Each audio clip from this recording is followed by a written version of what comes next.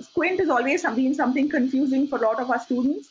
So this idea is to introduce you to the various possible tests available, how you can go ahead doing and getting a good diagnosis, and eventually your treatment management will depend on that. So it's going to be a mix of my talk along with some amount of video which I have made for the PGs, about a 30-minute video, thanks to my previous fellows, where we've got and expanded on this video over years. So this is going to be split in between my talk so that you can get the best possible uh, evaluation protocol for Squint in 1 hour. Because as you know, Squint itself teaching can take few days. But trying to get everything in 1 hour is going to be difficult. So this talk is meant to try to give you the maximum in 1 hour. So let's understand what is a normal alignment. The two visual axes. So what do you mean by visual axis? From the fovea to the point of interest, when in both eyes intersects at the same point of interest, we call it as a normal alignment. But when there is a squint, like in this eye, the left eye is turned in, you will notice that though the right eye has the fovea fixing on the target, the left eye fovea is displaced elsewhere. And in fact, a non-foveal point, that is a non-foveal corresponding point on the retina, is fusing or looking at the same point of interest. So this is the concept of confusion and diplopia, which means when the two foveas are looking at two different objects, as you can see here, they are seeing two different objects, that causes confusion. And when the same point of interest, which is seen by the fovea of the right eye, is stimulating some other point, the non-foveal retinal point, that causes diplopia. And that is the basis of various tests like diplopia charting. And the two fovea stimulating different point of interest forms the principle of Hess's charting. Let me now start with a small clipping of the video and we will proceed on. There is a certain mystique surrounding the evaluation of squinting eyes. Abnormal head postures, overactions, prisms, etc. may create confusion, if not diplopia, in the mind of the examiner. Strabismus is a misalignment of one or both eyes that may turn inward, outward, upward, or downward. It can be latent, seen only when binocular fusion is interrupted, or manifest, that is present all the time, and can be either constant or alternating. So important point here that you have to note is that when you have a manifest squint, it can either be constant or intermittent. People get confused between constant and alternating. No, so constant when the squint is all the time, or intermittent when it is sometimes there and sometimes the patient can actually fuse. So the other aspect that needs to be differentiated is monocular versus alternating. So monocular when one eye of the eye is always squinting, the other eye is a fixing eye, and alternating when the squint is alternating between the two eyes. Comitant is used to describe a deviation that is same in all positions, but incomitant strabismus changes with gaze and can be paralytic, gaze-related, A or V pattern, or restrictive. So here when I talk about paralytic, I'm talking about the third, fourth, and sixth nerve, that is sixth cranial nerve palsy. Gaze-related, I'll be describing here about A and V patterns. I'll also describe what tests you should be doing in paralytic strabismus. And finally, restrictive, where we are talking about Duane's retraction syndrome or Brown syndrome, where one of the muscle is highly contracted. So these are the ways you will describe your incomitant strabismus. We define 6 steps for successful squint evaluation that we will take you through in this video. History and inspection, sensory and motor evaluation, measurement of the strabismus, non-strabismic part of the eye examination, and specialized tests. Step 1 is inspection as follows, where you observe for the head posture, facial asymmetry, palpebral fissures, and look for any abnormal eye movements like nystagmus. Head posture. Patients with incomitant deviations assume an abnormal head position to avoid diplopia. A child with left superior oblique palsy may have a head tilt, and with an A pattern esotropia, we prefer a chin elevation. Facial asymmetry. It may be noted in congenital cases due to crowding. Look at the palpebral fissures. In this child, there seems to be a left eye ptosis, but actually it is a hypertropic eye.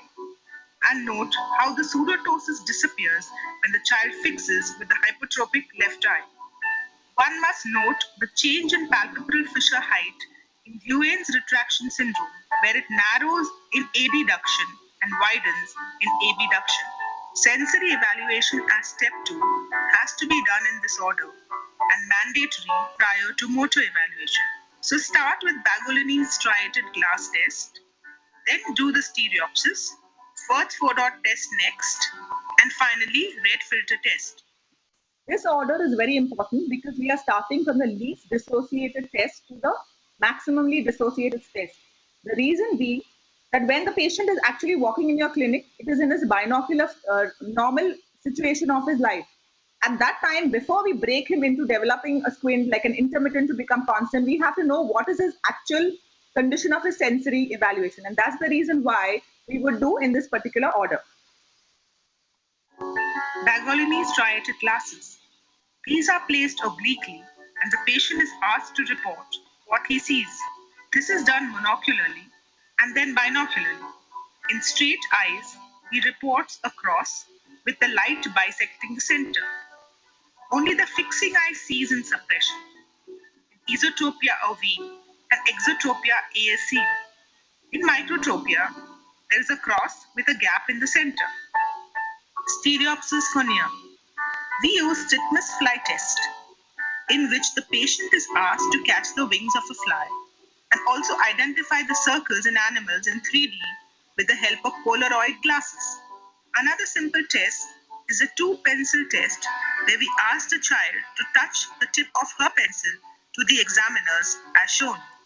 So this is a vertical way of doing the 2-pencil test. The other one, which is slightly more difficult, is the same thing that you use horizontally, keeping the pencils. Now, these are qualitative methods. The Titmus fly was the quantitative method. So you can actually measure the amount of stereopsis. There are other tests also like TNO, Randolph's dot test, other tests which you can do for classifying depending on what you have in your clinic. Stereopsis for distance. Using the red and blue glasses, certain computerized systems test the distance stereopsis using the principle of color separation. Seen here is the distance stereopsis testing using the Lea symbols with the same principle. Wirth's 4-dot test or WFDT. In WFDT, after wearing red and green glasses, the patient is asked to identify the lights on the torch for distance and near. Usually, one would wear the red before the right eye. In normal fusion, 4 lights are seen. In left suppression, 2 red lights are seen as only the red eye with the red filter is being used. In right suppression, 3 green lights are seen as he uses only the left eye that has a green filter. However, in diplopia, 5 lights are seen. Red filter test. This red filter test dissociates the 2 eyes and is used for subjective measurement of squint. Step 3 demonstrates motor evaluation that includes cover test, checking of the versions, renduction, and finally vergences. So when we go ahead doing a cover test, there are certain prerequisites that we need to have. A good accommodative target for near and distance, which means no pen lights. Control fixation and also fusional vergences, and proper correction to be born. You can do the squint evaluation first without and then with glasses. So prior to doing the cover test, we need to do this Hirschberg test, which is the corneal reflex test. You look at the corneal reflexes. Now in this case, you notice that they are at the center of the cornea, indicating orthotropia and therefore no squint. But any misplacement of this corneal reflex can determine the squint. Like for example here, you'll see the left eye is turned in because the reflex is outside. That's a left eye esotropia. Here if you look at the right eye, there's esotropia because its eye is turned in and the reflex is outwards. Here you would see the right eye having exotropia, and here the right eye you're having hypertropia. The reason for doing the Hirschberg before the corneal cover test is that you need to find out which is the apparently fixing eye. But when the child is orthotropic, we do the cover test assuming which eye could be fixing eye. Now, Hirschberg test is basically needs attention of the child with a useful vision, ability to fix at least in one eye, and he should be able to fixate at the pen light. However, the disadvantage is being that accommodative factor is not there. Hence, I told you that for doing cover test, we need to have the accommodative targets. It's difficult to test for distance, and parallax effect is not correctly seen behind the light, which means if you are holding the light, you need to look exactly behind your pen light to see the reflex. You cannot hold the light in front of you and look from the sides, because that will give you a false impression and people predict that the patient has squint. Let's go to cover test. Cover test includes direct cover test, uncover test, and then alternate cover test. The apparently fixing eye is covered and any movement in the uncovered eye is looked for. This is the direct cover test. This measures the tropia or the manifest squint. It could be exotropia if the eyes come inside from outside, esotropia if the eyes move out from inside, hypertropia if the eye moves downwards, and hypertropia if the eye moves upwards. Let's see it in these examples. Exotropia when eye moves in, esotropia when it moves out, hypertropia in right eye, and hypertropia in left eye. Once cover test is done, we perform the uncover test. Here, the movement of the eye under the cover as the cover is removed is noted. This is the uncover test. It measures the phoria or the latent squint. This is then done for the other eye as shown. Note that during the cover and uncover test, never dissociate fusion, which means that when the cover is shifted to the other eye, it should never move across the eyes, but in this fashion to allow the eyes to fuse before the other eye is covered. This prevents an intermittent squint from being mistaken as a constant squint. Following this, we perform the alternate cover test. The cover is shifted between the two eyes without allowing fusion. This measures both the tropia and the phoria. Now let's do the complete cover test and see its effect in an orthotropic child. Cover the left eye and look for a movement in the right eye. No movement is seen. All participants are now unmuted. Similar findings are noted when the right eye is also covered. The alternate cover test also shows no movement, confirming orthotropia. Once the cover test is done for distance, all participants are now muted. It also has to be done with the refractive correction and without it. So let's try and see that in actual examples. So cover test, you're closing the left eye and you're looking for movement in the right eye. So here you will keep looking at the right eye and you'll see that the right eye is coming from outside to inside, so it's exotropic. Here this is going from inside to outside, a small amount, so that's a right esotropia. You look at the right eye, when the left eye is covered, it's coming down, which is a hypertropia. And in this, the left eye is going up, that's hypertropia. So that means you're picking up the tropia from the eye which is not fixing after you apparently covered the fixing eye. Now let's look at uncover test.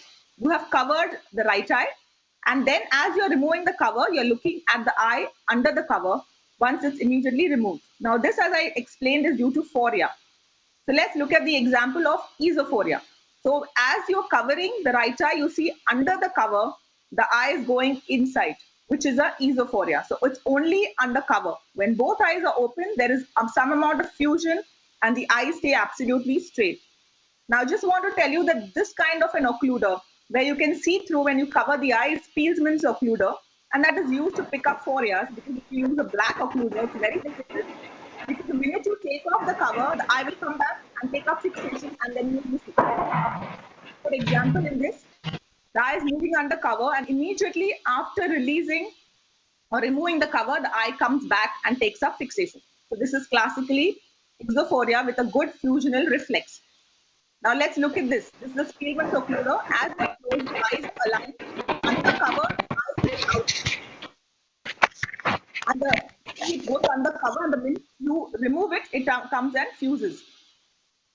So I'll show you again. As you're covering, the eyes are looking fused. When you cover the left eye, it goes under cover. You remove it, it immediately comes and takes up fixation. So this is exophoria. And remember, exophoria is never in the right eye or left eye. It's a binocular phenomenon. It happens only when you cover, and whichever eye you cover, that eye turns in or out.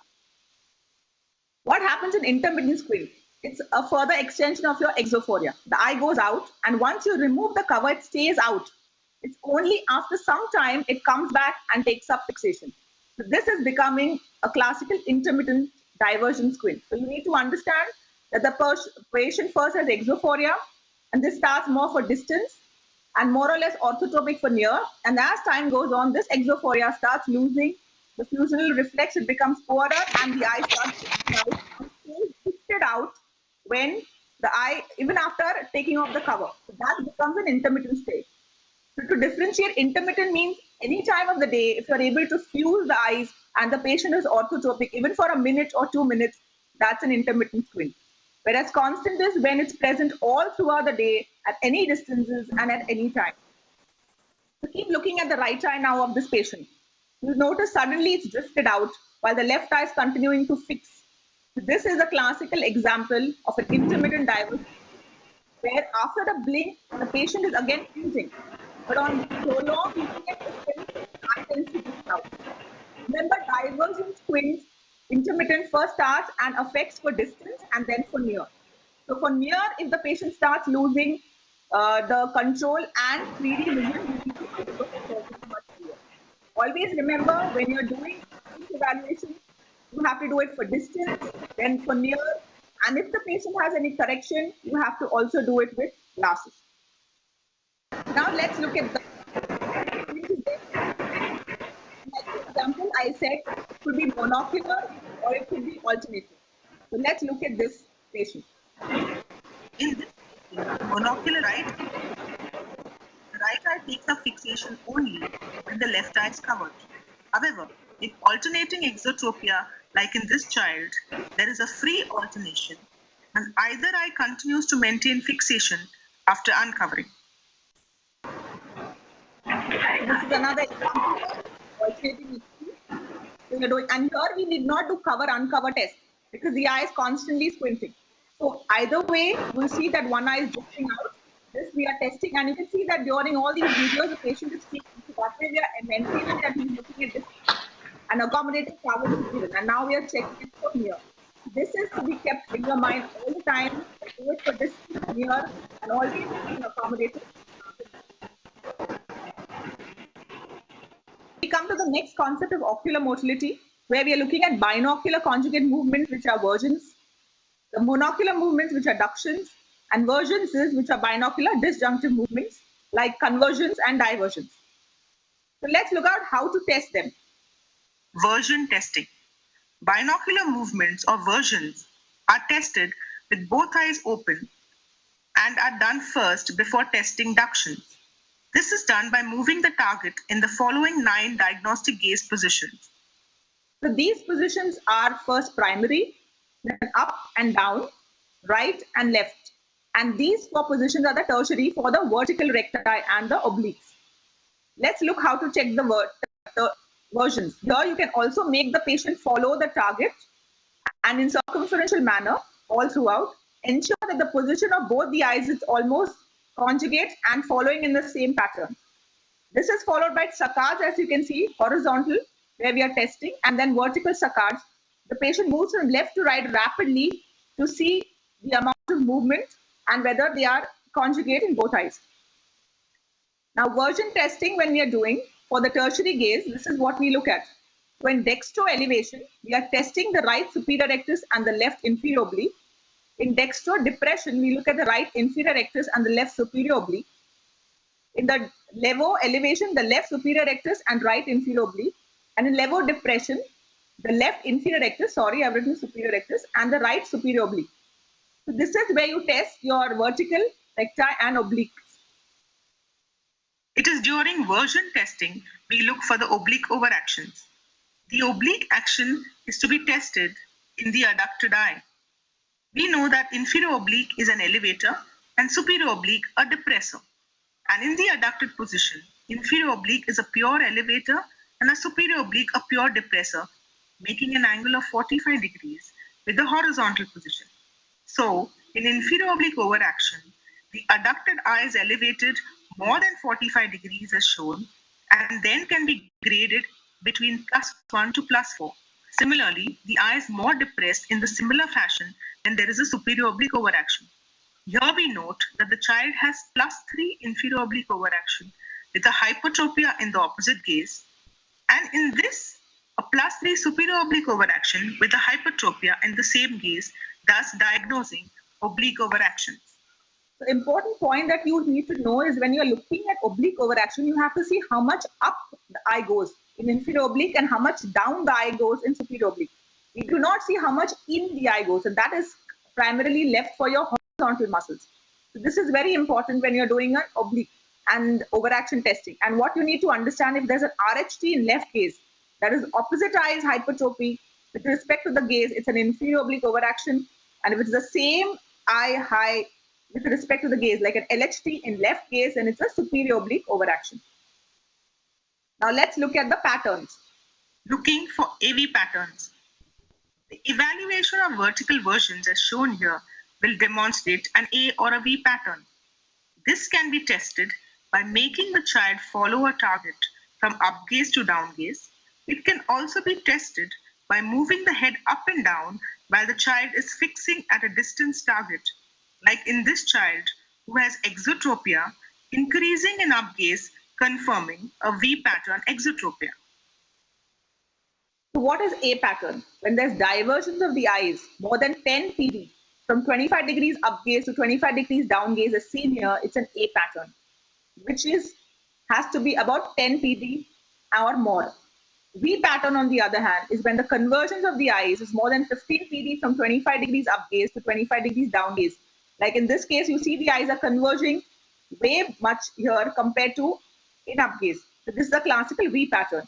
What you need to know is A pattern, even a small amount is considered significant because anyways our eyes converge in down gaze and diverge in up gaze. So even a 10 PD difference is considered significant in A pattern. So let's look at how the patterns are done. We're looking at a target and moving the head up and down. So this way you're keeping head movement and eyes are straight. This patient does not have any pattern as you see. So let's look at this patient. As the patient is looking down, the eyes look same to be fused, but when they start moving up, the eyes tend to diverge. So this is a classical V pattern. So here again, you're making the patient fixate at a target and moving the head. The other technique which I showed was that you make the patient follow a target without moving the head. So how do you diagnose an A and V pattern? First, you look at the primary gaze. So as you see here, the child is esotropic. Then you look for the esotropia in down gaze and up gaze. So here you will notice that the down gaze esotropia is much more than in up gaze. So this patient has now a V pattern. Once you look at the V pattern and you feel you have to look for which inferior oblique overaction. So we have to look at the side gazes. And if you see here, the eye is much up compared to this eye. And the same is true here. The right eye is much up compared to the left eye. So here the patient has an inferior oblique overaction, and hence the diagnosis is now a V pattern esotropia with inferior oblique overaction. So let's look at this another case. Here if you notice in primary position, there is an exotropia which is increasing in down gaze. So definitely A pattern.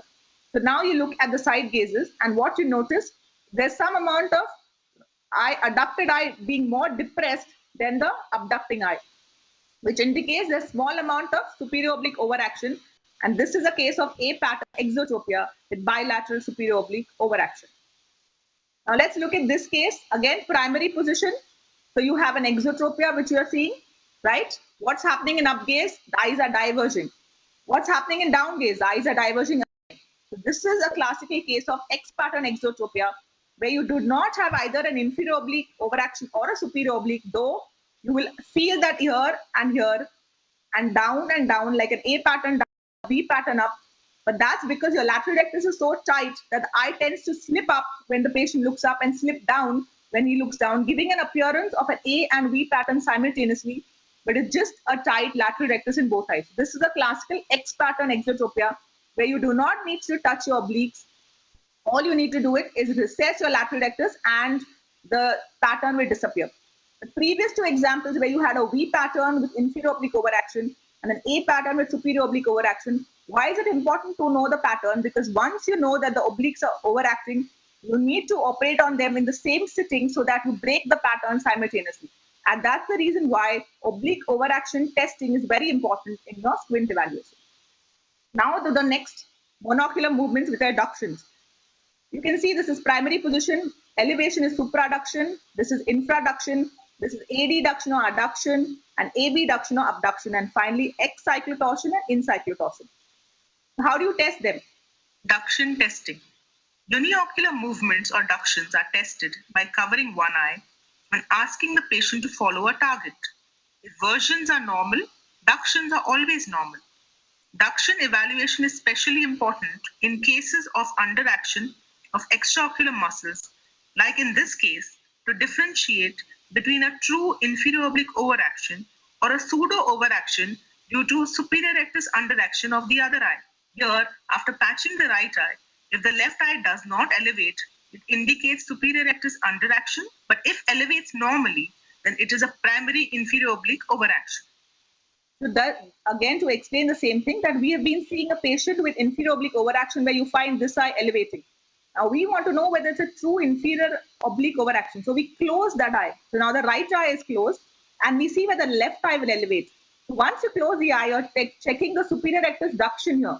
And in that case, if the eye elevates, we know that it's actually a true primary inferior oblique overaction. But after closing the right eye, if the left eye does not elevate, then this is not right eye inferior oblique overaction, but a normal position of the inferior oblique. It's just that the left eye superior rectus is not elevating, either due to a third nerve issue or an myasthenia. And this is then a true superior rectus underaction rather than an inferior oblique overaction. That's the reason why duction testing are left for certain situations to differentiate, and that has to be done after doing a version testing. Let's look at the various normal positions of the horizontal muscles. So normally, 1/3 of the cornea should cross your punctum. But if more than that is crossed, that will indicate amount of overacting in medial rectus. And this is what I was saying. If the eye is going more in, it's a medial rectus issue, not your oblique issue. If the edge of the limbus, that is the medial limbus, does not even touch your punctum, does not cross it, we indicate underaction. That could be iatrogenic after having operated or recessed your medial rectus, etc. An overacting medial rectus is common in like a 6 nerve palsy, where your medial rectus is now gone in because lateral rectus is not working any longer. Same thing true for a lateral rectus. Normally, the lateral limbus should touch the canthus. If much more is going in, that's an overaction. If it does not reach in, then it's an underaction. But remember, when you're talking about an overaction or underaction, it's not always just looking at this. This is obviously good to document, but you have to do a cover test in this case, because some patients, like with URI blepharons or with wide eyes, you may find that the cornea does not really reach the canthus. That doesn't mean there's a problem. If in this case you're not getting a small exotropia, means this is the normal terminal limitation or terminal position of your lateral of your cornea. So that is very important. This has to be checked, mentioned, but then also followed by a cover test in that case. How do you write about the limitations? For every 2 millimeter movement, you see the limitation. This is like -1 limitation of lateral rectus, and -4 is when it does not even cross the midline, and you can grade it. The importance of grading it is for your follow-up. So if a patient comes and you write -2, you should write it, and next time you should examine the patient, because your -2 may be different from my -2. So it's very important that these are written for paralytic strabismus so that you can follow up and compare over time. In step 4, we measure the strabismus. The tests that are used for measuring the deviation include Hirschberg test, alternate prism cover test, simultaneous prism cover test, Krimsky test, cyclodeviation measurement. Hirschberg test. In this test, the corneal light reflexes are tested by having the patient fixate a pen light at near. Normally, the reflexes should be step 4 and symmetrical.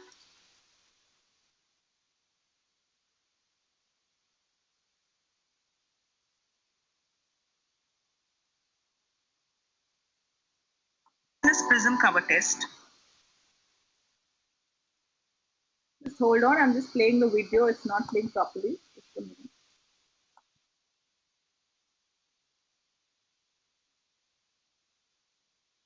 Hirschberg test, alternate prism cover test.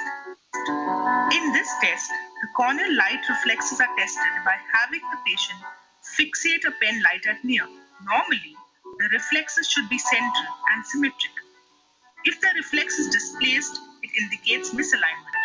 The nasally displaced reflexes indicate exotropia, and temporally displaced indicate esotropia. Also, for every 1 millimeter displacement, it is about 7 degrees of strabismus or multiplied by 2 as a prism diopters. Outside the pupillary margin is 15 degrees, midway is 30 degrees, and limbus is 45 degrees. So let's look at this example. Before reaching the limbus, so 40 degrees. This is on the outside of the pupillary margin, so 15 degrees. And here we find it just less than midway, so 24 degrees. So subjectively, you can write angle kappa. Angle kappa is formed at the intersection of the visual axis and the pupillary axis, which is normally 5 degrees positive. Hence, corneal reflex are subtly nasal. But if the reflexes are significantly nasal, due to a positive angle kappa, an exotropic appearance is seen. Here, always look at the retina. Like in this child with ROP, macula is pulled temporally, hence the positive angle kappa. This exotropia is therefore pseudo-exotropic. Positioning of prisms. Regarding holding of prisms, frontal position is ideal for practical purposes with base along the sagittal axis. In step 4, we measure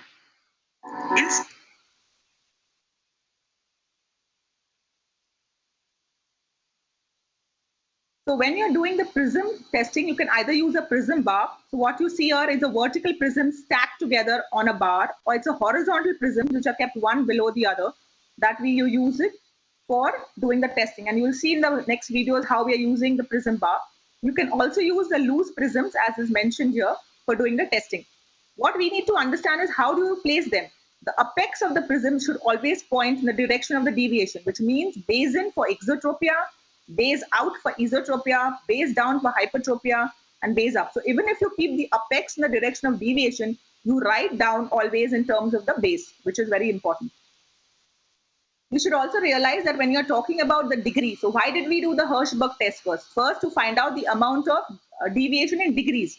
So once you know degrees, then you should approximately, so if you find that the patient has 15 degree squint, you start like 15 degrees of esotropia, then you will take a 30 PD of your prism with base out and start your deviations, start your measurements, evaluation. So that is important, and that's the reason why a Hirschberg test is first followed by doing a prism cover test. Remember that your prisms have to always be placed with relation to the orbital floor, not like this, but has to be tilted. The prism should be placed parallel to the floor of the orbit as shown. Two horizontal prisms should not be stacked but can be split between the two eyes in large deviations. However, horizontal and vertical prisms can be stacked as shown. Alternate prism cover test. To perform an alternate cover test, the vision in each eye should be good and the child should be able to read the distance chart so that he can fixate at a distance target while the cover test is being done. Here, a cover is placed alternately in front of the eye with a prism of increasing strength in front of one eye, not allowing the child to establish binocularity during this testing. The power of the prism neutralized equals the deviation. What is important here was the prism bar that we use, and you can keep on sliding it till you get the deviation. The other important thing is you have to have good vision in both the eyes so that he's reading the chart with both eyes open. Now what I'm going to describe is a simultaneous prism cover test. This is the normal deviation which the patient moves around with. So it's classically seen in patients with microtropia, where they have very small tropia, very large phoria, for which you cannot do an alternate squint because the tropia is just about 10 or 15 PD, but your phoria is very large. So if you do an alternate cover test, you will get a very large deviation as has 40, 45, and you cannot operate for that. So it's important to differentiate the two. Simultaneous prism cover test. This test is done by simultaneously covering the fixing eye and placing a fully neutralizing prism over the deviating eye till no movement is seen behind the prism. This is done in cases of microtropia which have a large phoria. Krimsky test. Krimsky test is performed if vision is poor in one eye or one eye has poor fixation. The prisms are placed in front of the deviating eye until the corneal reflex is centered in that eye. In modified Krimsky test, the prism is placed in front of the fixing normal eye. Cyclodeviation measurement. Double Maddox rod is used for the same. It is a subjective method of measuring the cyclodeviation. Two Maddox rods are placed vertically in a trial frame so as to appreciate two different horizontal lines. A small base-up prism can be placed in front of one eye to separate the two lines. The patient is asked to indicate any tilt suggestive of torsion. The Maddox rod is then turned till the slanted line gets parallel with the other line, giving the amount of torsion in degrees. And this can be read directly from the trial frame. The objective way of determining torsion is by fundus examination. It can be done using the indirect ophthalmoscopy or fundus photography. During the indirect ophthalmoscopy, make the patient fix at the pencil tip through the 20 diopter lens. This will align his fovea with the tip of the pen and the examiner's fovea. Then the position of the fovea with respect to the optic nerve head or the disc is to be noted. Normally, it should be at the upper third of the disc. If found above the edge of the disc, then it is extorsion, and below the upper third, then intorsion. So again, to repeat what is just said, irrespective of which eye is being tested, this, when you're doing the indirect ophthalmoscopy, the fovea is always at the upper third. And if you find it above it, it becomes extorsion, below it is intorsion, and this grading is between 1 to 4, and the levels are depending upon the size, which is half the height of the disc. So that is how you would describe when you're looking at the indirect ophthalmoscopy. But in fundus photography, it's exactly opposite. And this you can directly read looking at your fundus photograph. It's normally at the lower 1/3. However, if you see that the fovea has gone below it, then it is classically a bilateral excyclotorsion. And as we discussed, if there's excyclotorsion, we have to look for inferior oblique overaction. And in these cases, we get a classical V pattern. So as you see here, if you're following the eye, see the eye is going up in adduction, the right eye, and here the left eye in adduction. So this patient has a classical inferior oblique overaction with a V pattern and a bilateral excyclotorsion on fundus. However, if you find that your foveal reflex is significantly up above the lower 1/3, then we are looking at a bilateral encyclotorsion. Here we have to look for a superior oblique overaction, and this patient will have a A pattern. So you follow the eye, you see that the eye is getting depressed compared to the other eye in adduction, and in this case, the left eye getting depressed more in adduction. And now if you're looking for the pattern, you see the eyes converge well in upgaze, but down you see they move outwards, the classical A pattern. This is important because now if you're going to operate this patient, you will be doing a simultaneous superior oblique surgery to depress the overaction here. And the previous case where you have a V pattern with inferior oblique overaction, you will be operating simultaneously inferior oblique recessing surgeries so as to reduce the overacting effect. So how do you measure? So what is the summary about the measurement of deviation? Hirschberg corneal reflex test used to give you the degrees. Then with prisms, Krimsky test, which uses the light reflex test but needs good vision in one eye at least. Prism cover test measures the total tropia and the foria deviation but needs good vision in both eyes. And finally, the simultaneous prism cover test measures only tropia, that is a walking around alignment. How do you write these? E is written for esophoria, E dash for near, ET is esotropia for distance, and if you put a dash there, it's for near. E with T in brackets is intermittent esotropia. HT is hypertropia. Hypo T is for hypotropia. H is hyperphoria. Then similarly for exo, so it's X is exophoria, X dash is exophoria for near, XT is exotropia for distance, XT dash is exotropia for near, and X with T in brackets is intermittent exotropia. So your measurements could be written in this if you do not want to write directly the whole word. How do you also write it? This is in form of H, which is the American style. For each of the particular point here, you have a particular muscle. Say this position, it's about the right medial rectus, and here left medial rectus. Up and in adduction is right inferior oblique, and this is for the left eye, and this is superior oblique in down gaze and in adduction. Whereas similar, this is right superior rectus for your abduction effect, like this part of the H, and this is inferior rectus. So this is how you would notify. Like for example, in this case, you would write that this is an overaction by showing an arrow and grading it 1 + 1 to +4. This is for this eye overacting here. And here you would write an underaction of your inferior rectus here from -1 to 8, -4. So this is the way of documenting it, the American style. The Australian style is written in this format, like the two palpebral fissures. The patient has A pattern, right, like this. How much in up gaze, how much in down gaze, and this is primary position. Here you write about -3 underaction of your inferior obliques, your superior oblique overaction of +4, and this is in the side gaze. So this is how you would notify if you're writing the Australian way. Now coming to the last part. Step 5. Completing the eye examination by checking the vision, doing a detailed slit lamp examination, a proper cycloplegic refraction, and dilated fundoscopy. In step 5, besides routine ocular examination, cyclorefraction is necessary for correcting esotropia with accommodative causes and bifocals for those with high AC by A ratio. So what is important here is after your examination, a glass checkup is very, very essential. Some patient who has an exotropia may also be having high myopic refractive error. So those people will also improve. And sometimes, like in this case, the ET is completely being corrected by your glasses, which is a refractive accommodative ET. So there are a lot of ways. So unless you have a glass power check, you cannot send the patient. And sometimes you need to call him back with his glasses to recheck the squint again. Fundus examination should be done to look for sensory causes of squint, also papilledema in acquired sixth nerve palsy.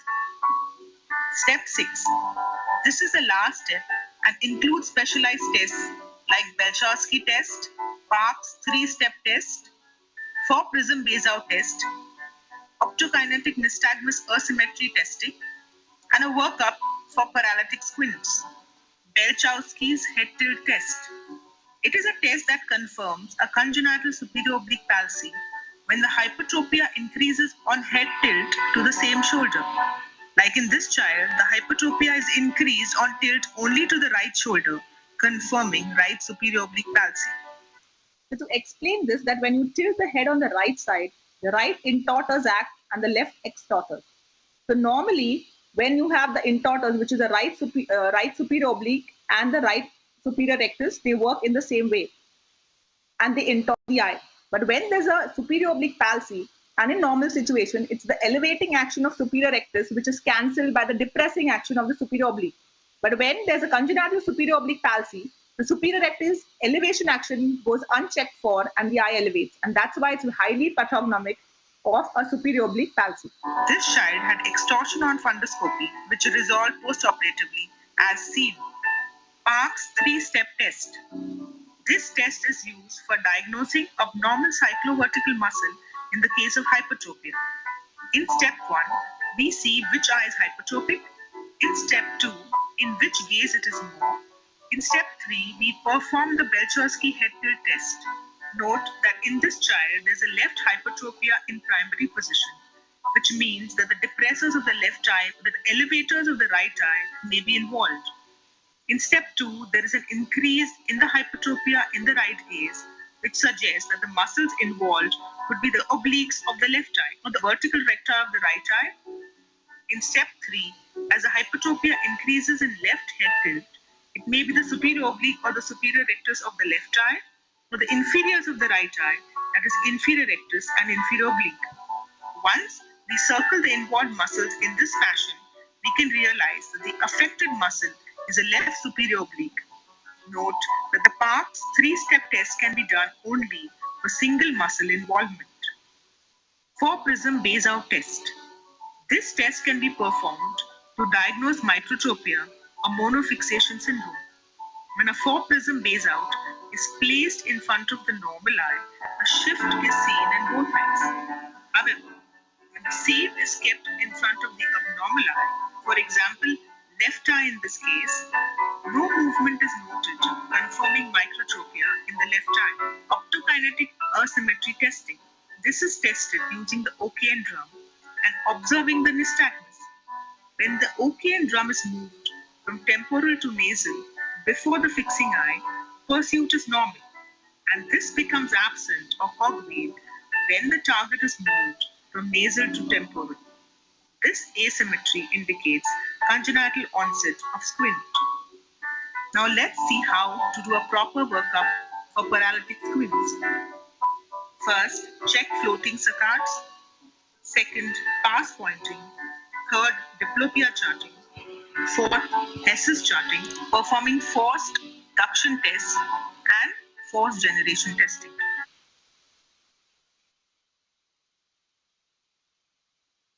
So what I want to specify here is the point 1 and 2 will help confirm that it's a paralytic squint. Point 3 and 4 will tell you which muscle is actually underacting and which is overacting. And this can be followed up in time to see if there's an improvement or not. And then the surgery can be planned. And what exactly muscles to operate will be decided by a force reduction test. So if you find a tight muscle, we have to release it because there's already a contracture. And force generation, the strength in the already paralytic muscle, whether we can strengthen it or not. So that will finally decide our treatment option number 5 and 6. Forced duction test and force generation testing. Check floating saccades. Saccades are tested by asking the patient to switch fixation rapidly between two targets kept at the right and left side. In a patient with palsy, normal rapid saccades will be replaced by slow floating saccades. In this patient with left sixth nerve palsy, note the floating saccades in the left eye. Pass pointing. It can be tested by asking the patient to point with his finger. The object viewed in the presence of paresis, extra innervation is required for the movement, which is perceived by the brain as the object being located further than it is, giving extra innervation to the hand, resulting in pass pointing. Diplopia charting. It is used to record the separation of images in 9 positions of gaze. Patient wears red and green goggles, red in front of the right eye, and views a linear source of light at 1 meter distance in a semi-dark room. The light should be kept upright and move through each gaze position, and the separation of images is recorded in all the 9 positions and charted accordingly. The chart is depicted as the observer's view, and the orientation of the recording should be specified. Points to be noted while examining are if the diplopia is crossed or uncrossed, in which gaze there is maximum separation of images. This corresponds to the field of the action of paralyzed muscle. Are the red and green images at the same level? If not, there's a vertical strabismus. If there's any tilt or torsion. The false image is usually fainter, tilted, and more periphery. In this chart, uncrossed horizontal diplopia is seen, which increases in right gaze, suggestive of a right lateral rectus palsy. And in this chart, mainly a vertical plus torsional diplopia seen maximally in levo depression, suggesting a right superior oblique palsy. Hess's charting. It is a repeatable and reliable objective method, useful for evaluating, planning treatment, and assessing progress in a paralytic squint. Patient needs to have central fixation and normal retinal correspondence. It is based on haploscopic principle. In Hess's charting, using the red and green goggles, the patient fixates at a red target pointed by the examiner. The test is done with the green goggle before the left and right eye separately, and the position of the non-fixing eye is charted in all gazes when the other eye is fixing. Position, size, and shape of both the feeds are compared for evaluating the incompetence to business. Force duction test. Force duction test, or FDT, is a passive test that helps to differentiate between paralysis or restriction in the movement of the eye. First, the ocular surface is anesthetized with a topical anesthetic agent.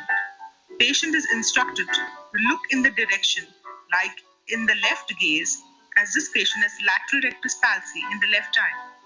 The eye is then grasped with forceps and pushed in the direction of gaze being tested, which is the left gaze, and the examiner feels for any restriction, noting its intensity and location, that is, restriction of the medial rectus of the same eye. Force generation test, or FGT. This test helps to determine any residual function in the parectic muscle. In FGT, the patient looks to the opposite side of the muscle to be tested. The examiner gently grasps the conjunctiva at the limbus and asks the patient to look slowly in the other direction. The examiner then feels the force of the contracting muscle pulling against the forceps and subjectively judges if the muscle is contracting or pulling normally, or if it is weak. Like in this case, adduct the left eye, and then the patient is asked to abduct the eye from the adducted position in the left eye against active force given to the forceps to check the strength of the lateral rectus. It has to be compared with the strength of the lateral rectus of the other eye as well. Examination of infants and uncooperative children. Examination of certain children does not follow the 6 steps described and needs to be customized. Rule out prominent epicanthal folds that give a false impression of squint. Hirschberg test is done to detect the presence of squint. Bruckner test is then done to check for any unequal glow confirming a misalignment. Ocular motility is tested using a bright and colorful toy. Cover tests can be done, unlike usual, with a thumb, as children may get frightened on bringing an occluder. Cross fixation is seen when child uses right eye to see left side and vice versa, indicating a good vision in both eyes. Ductions can be seen by patching one eye and observing the other eye, and the squint is measured with Krimsky test, even for distance. To conclude, strabismus evaluation is extensive. Selection of appropriate test for individual patient is necessary. And if you follow these 6 steps, you'll be able to achieve a good strabismus evaluation and plan your treatment accordingly. Thank you.